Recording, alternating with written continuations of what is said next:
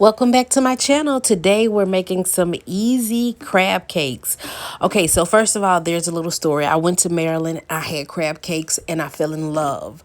And I'm from Alabama, and so I've tried every crab cake in Alabama, none compare to say the least. So I just looked up some recipes. Got me some lump crab meat.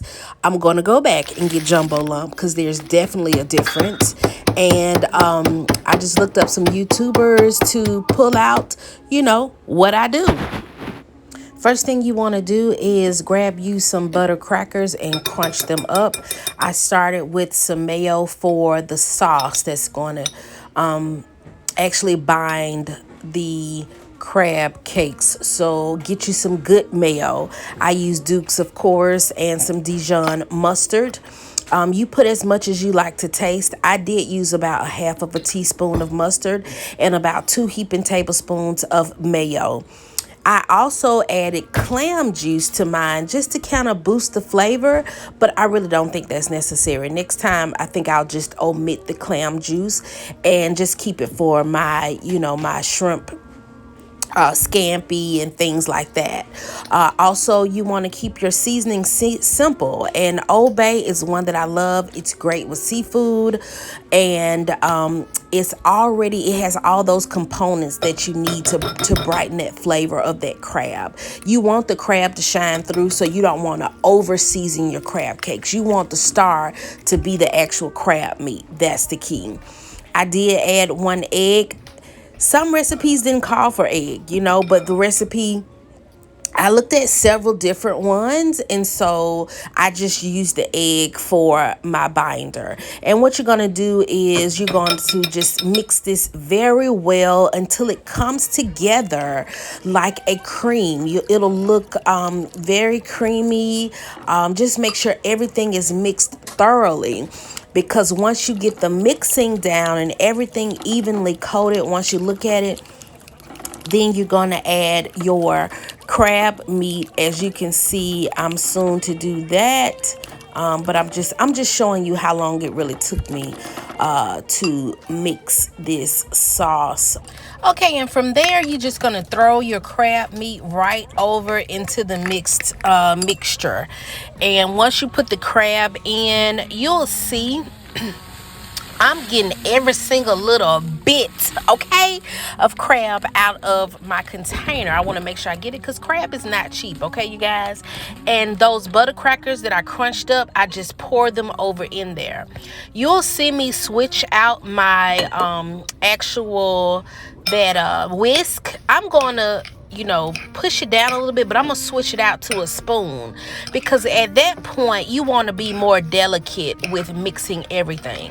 You want to kind of just fold those crackers and that sauce into your crab meat because you're gonna just be gentle with it because when you make your patties, you want to keep the integrity of the lump crab meat. Now, I use regular lump crab meat, but next time I'm definitely going to get the jumbo lump crab meat because I noticed when I ate those crab cakes in Maryland that were made of that jumbo crab meat, there is definitely a difference. As you can see here, I needed a few more crackers to kind of bind it together. And you guys, those butter crackers, you don't even taste those. They just melt in with that crab meat. It's like butter, baby. That's all I can describe it as. It melts so good. It's not like when you bite down on that crab cake, you're not eating crackers. It just magically disappears into that crab meat and that mixture. It just makes it so good. So you're just gonna fold that in. Once you get everything folded in, just try not to mix it too much. And I left the video at the regular point right here because I just wanted you to see I didn't really stir this a whole lot. Once I get those crackers mixed into that crab meat, I'm done. At that point, I just get it ready to put them together and put them down on my Pyrex dish because when you patty them out, you're going to put them on your Pyrex dish to put them in the refrigerator or the freezer until they get firm. So if you're putting it in the fridge, it needs to be in the fridge at least for an hour before you cook them, because it just brings everything together. If you're not going to do the fridge, you want to use the freezer, you could do it for 30 minutes. Now, if you're making these ahead of time and you maybe want to cook them down the line, you can actually freeze this mixture and it'll do just fine. Just take them out and prop them right up under your broiler. So what I'm doing is I'm just patting them out. And from that small container, you guys, I got 6 like good size crab cakes, and then I had 1 little mini that was perfect for me to taste and enjoy before dinner was served. You know, one of the sayings my grandmother always said is, the cook should never be hungry. And baby, when I tell you I live by that, I live by that. Always taste your food and make sure that it's presentable. That's my little baby cake right there before you serve it to others. So I put this mixture in the fridge and I let mine sit for about 45 minutes in the fridge before I actually cooked them. The reason it didn't go the whole hour is because we were rushing. We had a lot of things going on that night. Kids had homework.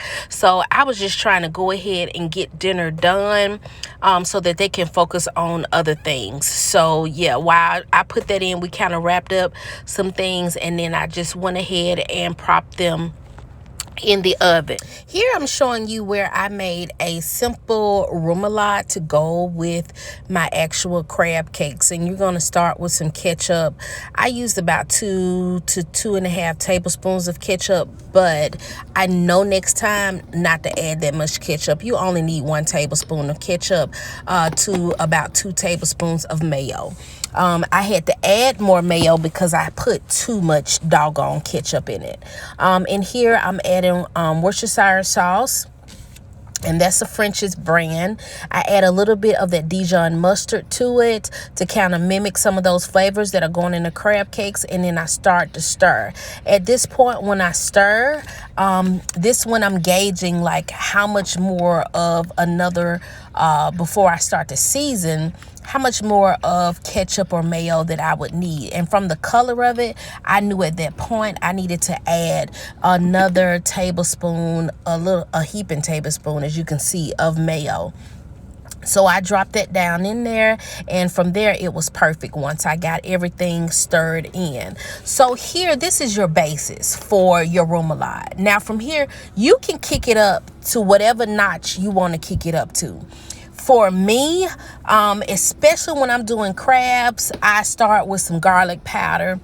And as far as the seasoning, and with seafood and crabs, I love Old Bay. So that was, of course, my next ingredient.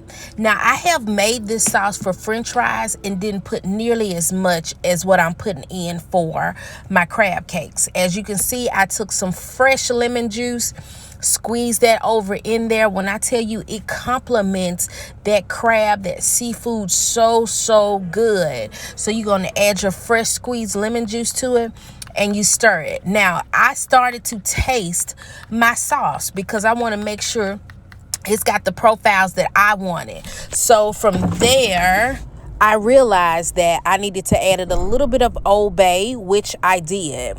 And so here I'm showing you where I added some prepared horseradish. This also kicks this sauce up a notch.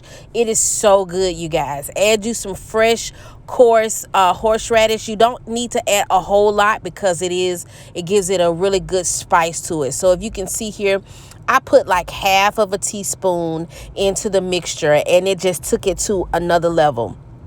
It was really good and complemented it very well. So as you can see here, I'm just stirring it in, getting everything all mixed up and evenly distributed through the sauce. And you're going to put this on chill. Just put it in your refrigerator and let it sit until you get done.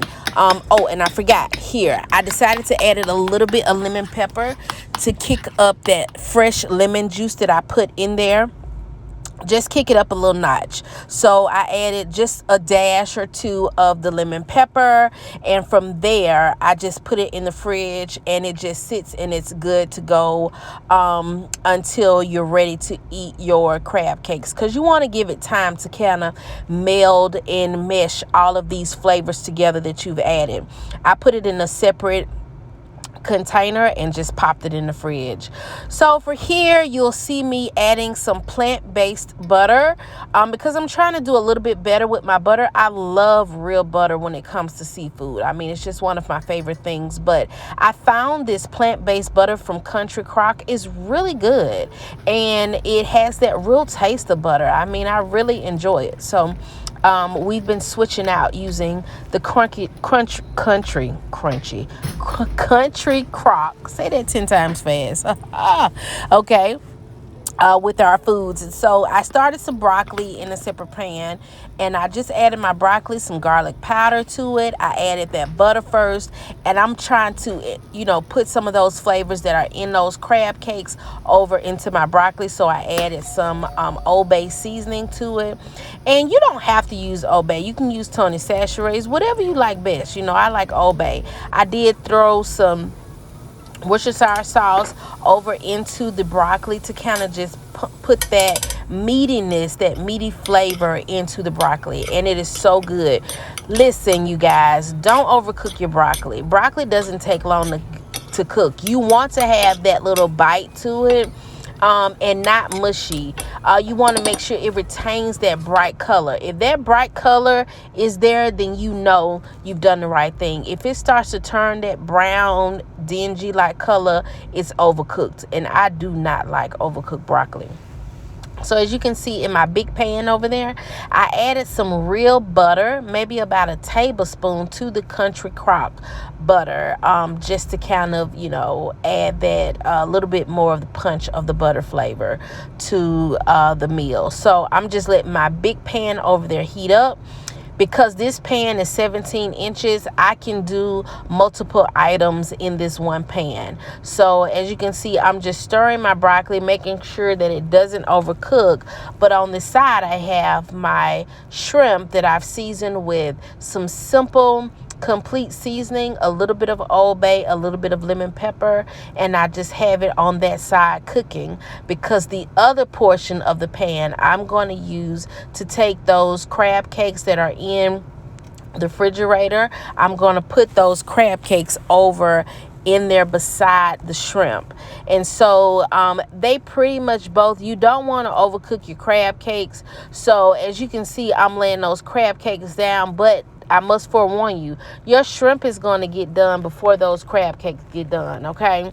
You want to make sure that you are watching it, because once you saute you get a sear on your crab cakes. And of course I did the same for my shrimp over there. Once you get a sear in it, you should already have your oven heated on broil, not on a degree, but you want it on broil.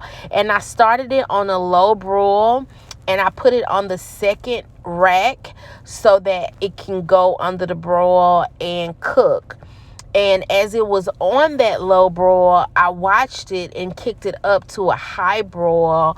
Once my shrimp got done, I took my shrimp out first and I kicked it up to a high broil to finish cooking. As you can see here, it's on the second rack in the oven, just to finish cooking those crab cakes, and they get golden brown like so. You see that? Just absolutely delicious. So this is where I took my shrimp out. I took the shrimp out before the crab cakes were done, and my broccoli is finished, and everything kind of gets done around the same time. And when I tell you this is absolutely delicious, you must try this recipe. You will not be disappointed. Make sure you get some fresh crab meat to put it in, not that canned stuff. Get you some fresh crab meat, because that makes all the difference. So you see that? Open your mouth, take a bite. I hope you're liking what you're seeing. Please like, comment, share, and subscribe, and I look forward to posting more videos.